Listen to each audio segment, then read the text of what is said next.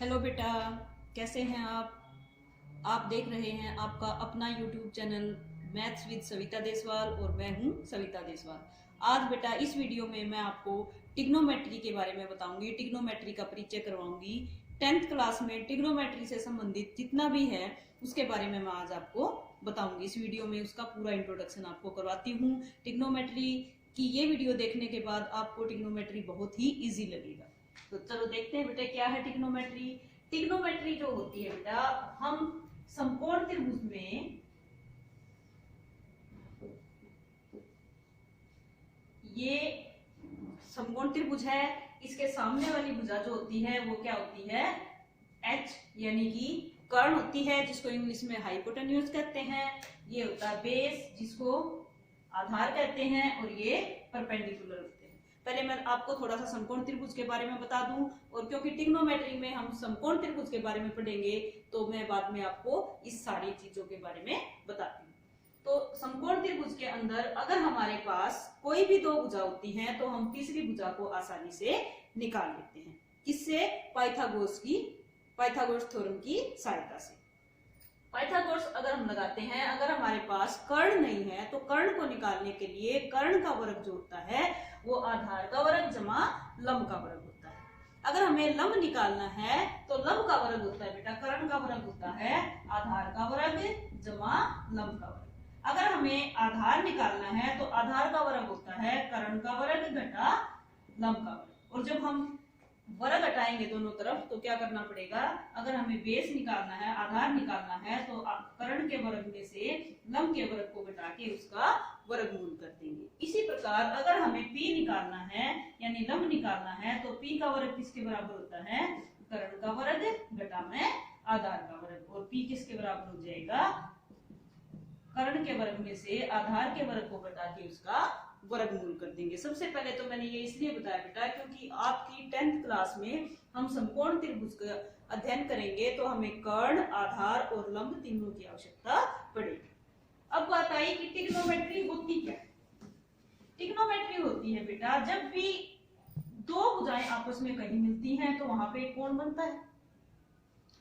कोण और इसकी जो भुजाएं हैं इनके अनुपात के संबंध को हम टिग्नोमेट्री में पढ़ते हैं, यानी कि भुजाओं और कोणों के बीच के संबंध के अध्ययन को ही हम टिग्नोमेट्री कहते हैं।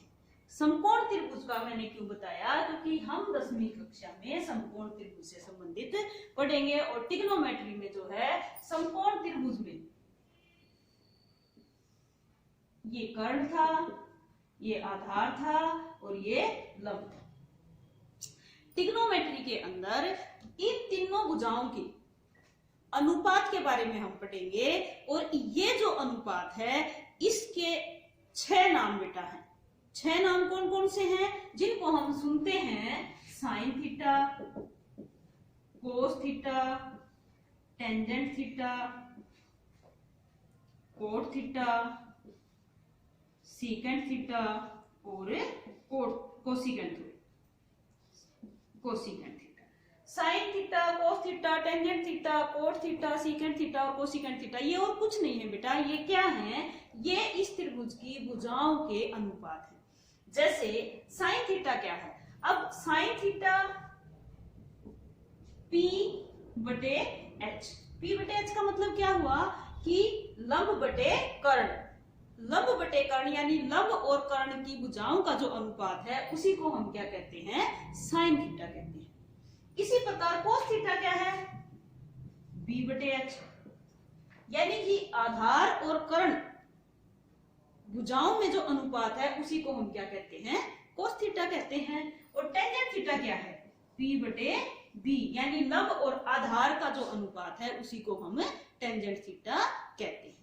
अब इनको याद रखने का सबसे आसान तरीका क्या है, केवल आप 3 को याद कीजिए, साइन थीटा, कोस थीटा और टेंजेंट थीटा। क्या तरीका है बेटा, पंडित बद्री प्रसाद हर हर बोले, यानी कि P क्या था, लंब था, H क्या था, कर्ण, लंब बटे कर्ण क्या था हमारा, साइन थीटा था। बी बेस, एच हाइपोटेन्यूज यानी कि आधार बटे कर्ण क्या है, कोस थीटा है, और पी बटे बी यानी लंब बटे आधार क्या है, टेंजेंट थीटा है। अब ये जो 6 के 6 थीटा है मैंने इसी सीरीज में क्यों लिखे, ताकि आपके लिए आसानी रहे। Sign theta, cos theta, tangent theta, cot theta, secant theta और कोसिकेंट थीटा, बेटा इनको इसी सीक्वेंस में याद कीजिए। इसलिए याद कीजिए क्योंकि आपको याद रहेगा कि टेन के तुरंत बाद क्या आता है, कोट थीटा। कोट थीटा जो होता है वो टेंजेंट का उल्टा होता है, यानी कि अगर टेंजेंट थीटा बी बटे पी है, सॉरी बी बटे बी है, तो कोट थीटा क्या हो जाएगा, बी बटे पी हो जाएगा। कोस थीटा बी बटे एच है तो कोट सीकेंट थीटा हो जाएगा आपका एच बटे बी, और साइन थीटा क्योंकि पी बटे एच है तो कोसिकेंट थीटा हो जाएगा एच बटे पी। ये आपको याद हो जाएंगे। अब हम क्या करेंगे बेटा, इनके साइन कोस टेन ये सब याद हो गया आपको। ये अगर 3 याद हो गए तो कोट सीकेंट और कोसिकेंट को याद करने की आवश्यकता नहीं है, ये इनके अपोजिट हो जाएंगे। ठीक है, तो अब इससे हमें क्या पता लगता है कि साइन थीटा को हम क्या लिख सकते हैं, साइन थीटा को हम 1 बटे कोसिकेंट थीटा लिख सकते हैं, और कोस थीटा को हम क्या लिख सकते हैं, क्योंकि कोस किसका उल्टा था, अभी बताया था सीकेंट थीटा का, तो इसलिए हम कोस थीटा को क्या लिख सकते हैं, 1 बटा सीकेंट थीटा, और टेंजेंट थीटा को हम क्या लिख सकते हैं, 1 बटा कोट थीटा।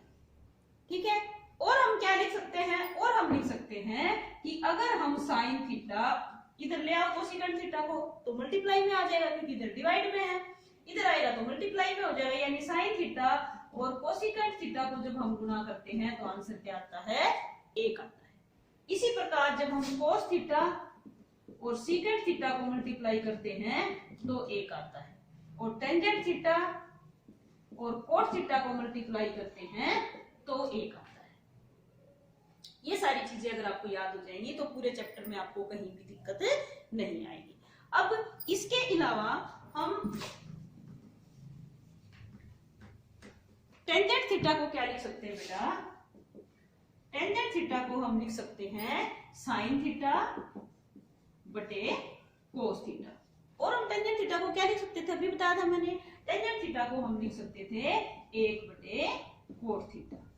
अब क्योंकि कोट थीटा को 1 बटे टेंजेंट थीटा और टेंजेंट थीटा को 1 बटे कोट थीटा लिख सकते हैं, यानी एक दूसरे का व्युत्क्रम है, एक दूसरे का रेसिप्रोकल है, तो इसलिए क्योंकि हम टेंजेंट थीटा को साइन थीटा बटे कोस लिख सकते हैं तो कोट थीटा को क्या लिख सकते हैं, कोस थीटा बटे साइन थीटा, कोस थीटा बटे साइन थीटा लिख सकते हैं। तो ये थे बेटा एक दूसरे के रेसिप्रोकल यानी एक दूसरे का व्युत्क्रम हम किसको लिख सकते हैं, किस किस का संबंध है, किस किस की गुणा करने से हमारा एक आंसर आ जाता है।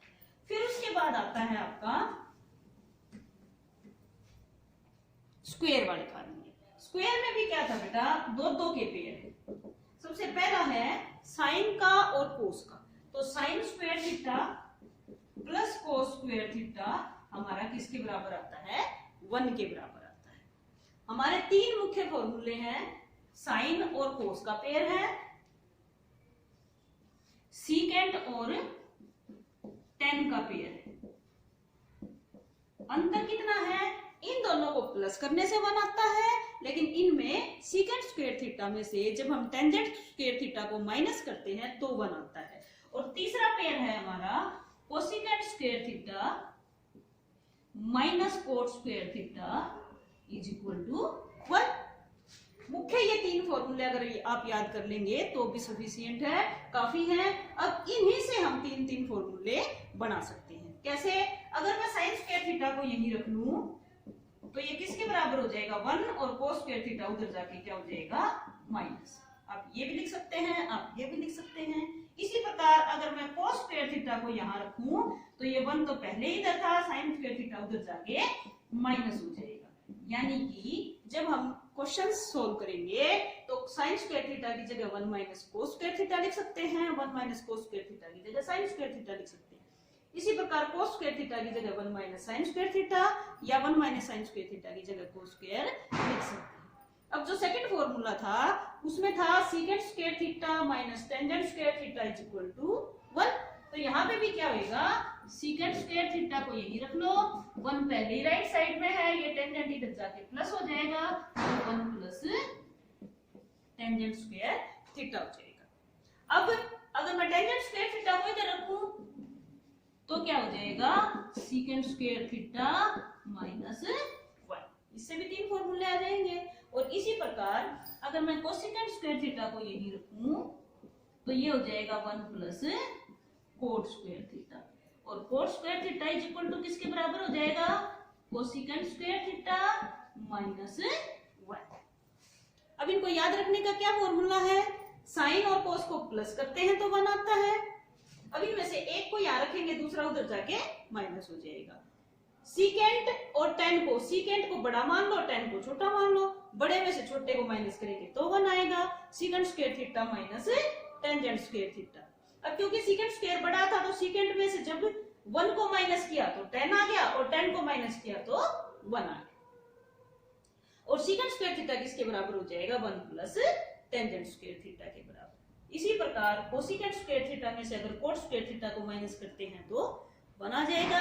कोसेकेंट स्क्वायर थीटा, ये 1 इधर जाके प्लस हो जाएगा, और अगर कोट स्क्वायर को इधर रखते हैं तो कोसेकेंट स्क्वायर में से 1 को माइनस करने से कोट स्क्वायर थीटा के इक्वल आ जाता है। ये 3 मुख्य फॉर्मूले हैं बेटा। अब आ जाती है वैल्यू की बात, क्योंकि साइन थीटा और कोस थीटा की जब हम वैल्यू निकालते हैं, कैसे निकालेंगे वैल्यू, 0 से लेके साइन थीटा, कोस थीटा और टेंजेंट थीटा, 0 डिग्री से लेके 90 डिग्री तक हम इनकी वैल्यू कैसे निकालते हैं। हम जो है इस चैप्टर में 0 डिग्री, 30 डिग्री, 45 डिग्री और 90 डिग्री का प्रयोग करेंगे। तो उनके मान हम कैसे निकालेंगे, sine 0 degree, sine 30 degree, sine 45 degree, sine 60 degree और साइन 90 डिग्री।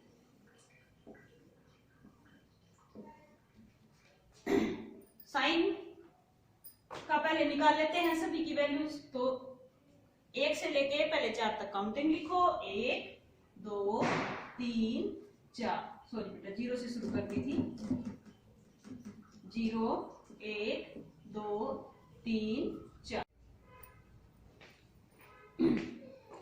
0 1 2 3 4।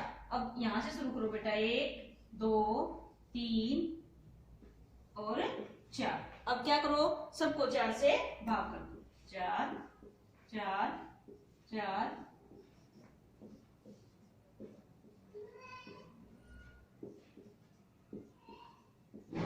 और फिर सबका वर्गमूल कर दो।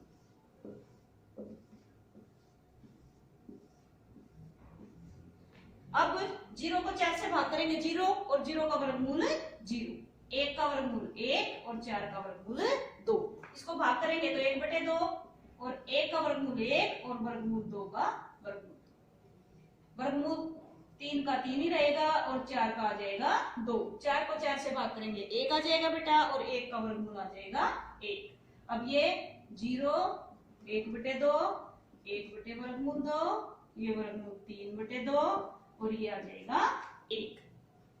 अभी मैंने बताया था बेटा टेंजेंट थीटा को हम साइन थीटा बटे कोस थीटा लिख सकते हैं।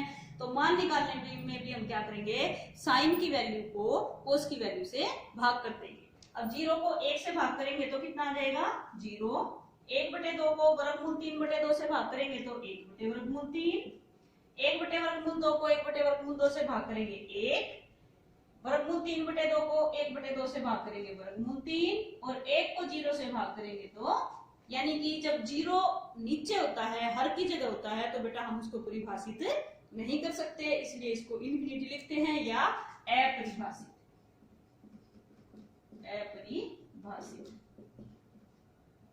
अभी मैंने बताया था कि कोट थीटा जो होता है वो टेंजेंट का उल्टा होता है। तो कोट की वैल्यू निकालने के लिए हम क्या करेंगे, इसका व्युत्क्रम यानी इसका रेसिप्रोकल कर देंगे।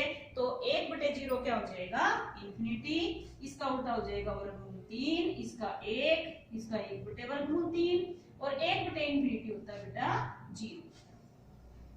अब सीकेंट जो है वो किसका उल्टा होता है, वो होता है कोस का उल्टा। तो वैल्यू में भी हम क्या करेंगे, उसकी उल्टी कर देंगे। 1/1 हो जाएगा, इसका हो जाएगा 2/√3, 1/√2 का वर्गमूल 2, ये 2 और 1/0 क्या हो जाएगा, इंफिनिटी। इसी प्रकार कोसिकेंट किसका उल्टा होता है, साइन थीटा का उल्टा। अब साइन में साइन 0 का मान था 0, तो 1/0 हो जाएगा इंफिनिटी, 1/2 का उल्टा 2, 1/√2 का वर्गमूल 2, वर्गमूल 3/2 का 2/√3 और 1/1 मतलब 1 हो जाएगा। अब यहां से हमें क्या पता लगता है, एक तो 0 डिग्री से लेके 90 डिग्री तक सभी के मान जो हैं वो हम आसानी से ज्ञात कर सकते हैं, अगर हमें याद न भी हो तब भी। दूसरी बात, यहां हम देखते हैं कि साइन 0 का जितना मान है उतना कोस 90 डिग्री का है, जितना साइन 30 का है उतना कोस 60 का है, जितना कोस 45 का है उतना ही साइन 45 का है। यानी 0 और 90 को जोड़ेंगे तो 90, 30 और 60 को जोड़ेंगे तो 90, 45 और 45 को जोड़ेंगे तो 90। यानी साइन थीटा और कोस थीटा जो है वो एक दूसरे के क्या है, पूरक है बेटा। इसी प्रकार टेंजेंट कोट का पूरक है और सिकेंट जो है वो कोसिकेंट थीटा का पूरक है। तो इसलिए हम क्या लिख सकते हैं इनको,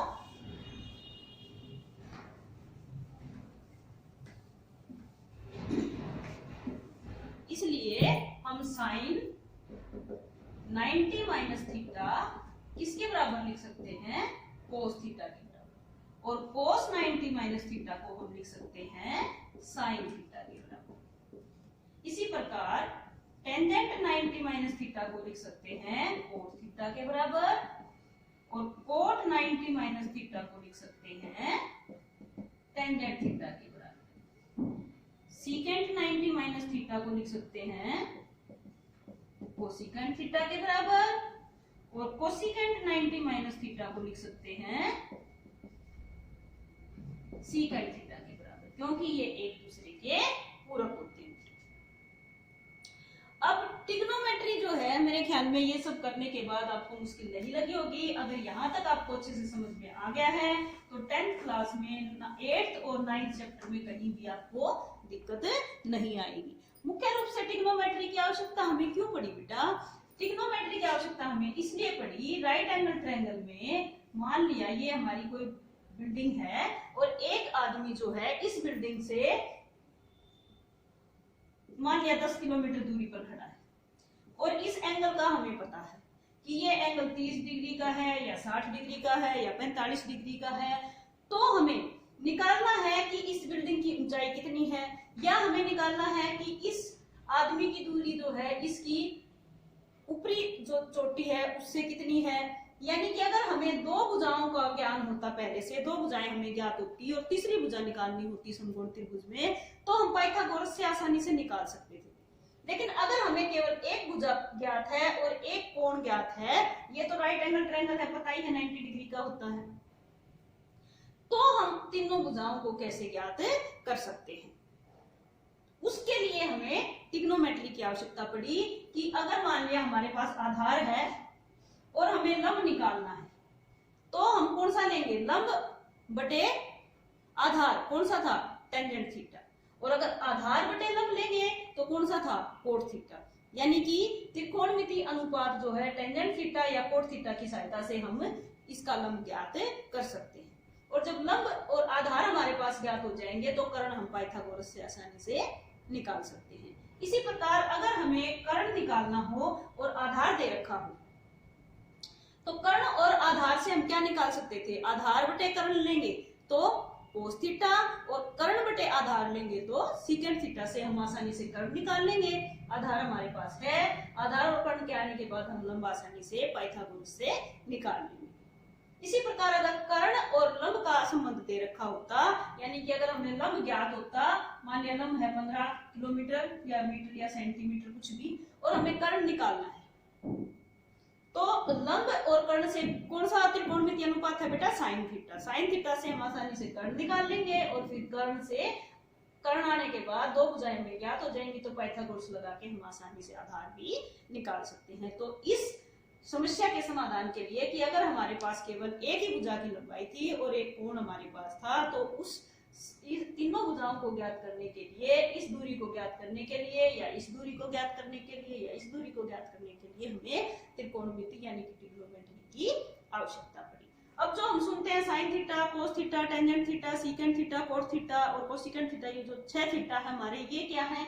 ये और कुछ नहीं है बेटा, ये इन भुजाओं के अनुपात के ही नाम है कि अगर हमने कर्ण और लंब लिया तो हम साइन थीटा या कोसिकेंट थीटा में चले जाएंगे, अगर हम लंब बटे आधार लेते हैं तो टेंजेंट और कोट में चले जाएंगे, अगर ऊपर लंब है नीचे आधार है तो टेंजेंट, और ऊपर आधार है नीचे लंब है तो कोट। इसी प्रकार अगर हमारा लंब बटे कर्ण है तो साइन, और कर्ण बटे लंब है तो कोसिकेंट थीटा, और अगर हमारा आधार बटे कर्ण है तो कोस थीटा, और कर्ण बटे आधार है तो सीकेंट थीटा से हम इस समस्या को हल कर सकते हैं, और इसमें कोई ज्यादा समस्या वाली बात नहीं है। ट्रिग्नोमेट्री जो है वो बहुत ही इजी चैप्टर है। तो बेटा मुझे उम्मीद है आप सबको ये अच्छे से समझ में आ गया होगा, और अगर आपको ये वीडियो अच्छी लगी हो तो चैनल को सब्सक्राइब जरूर करें, कमेंट करें और अपने दोस्तों के पास शेयर जरूर करें। बाय।